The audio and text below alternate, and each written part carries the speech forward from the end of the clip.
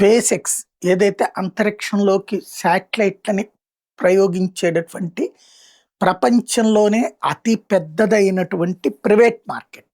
NASA, ISRO ఇవన్నీ ప్రభుత్వ రంగం తరపున శాటిలైట్స్ అంతరిక్షంలోకి పంపిస్తుంటాయి. బట్ స్పేస్ ఎక్స్ వచ్చేటప్పటికి సొంతగా పంపిస్తూ ఉంటుంది, ప్రైవేట్ది అది. ఇది అనేక మంది ప్రైవేట్ వ్యాపారస్తులకి ఈజీ అనమాట. నాసా, ఇస్రో ఇట్లాగ ప్రపంచంలోని ప్రభుత్వ రంగ సంస్థలన్నీ పంపించిన దానికి 2-3 ఇది ఇప్పటికే శాటిలైట్స్ లాంచ్ చేసింది. ఈవెన్ వీళ్ళు పెట్టిన శాటిలైట్స్ కొన్ని వేల శాటిలైట్స్ అంతరిక్షంలో ప్రవేశపెట్టి ఆ శాటిలైట్స్ ద్వారా ప్రపంచవ్యాప్తంగా సెల్ ఫోన్ సిగ్నల్స్ ఇస్తూ కేబుల్స్ వద్దు లేదా గ్రౌండ్లో ఉండేటటువంటి ఇవి ఉన్నాయి కదా మనకి ఈ వీళ్ళకి సంబంధించినటువంటి సెల్ ఫోన్ టవర్స్ వద్దు, ప్యూర్లీ మేము ఇస్తాము అని చెప్పి వ్యాపారం చేస్తున్నటువంటి వాడు ఎలన్ మాస్క్. ఇప్పుడు ఎలన్ మాస్క్ స్పేస్ ఎక్స్లో తన వాటా ఎంతో చెప్పుకొచ్చాడు, 48%.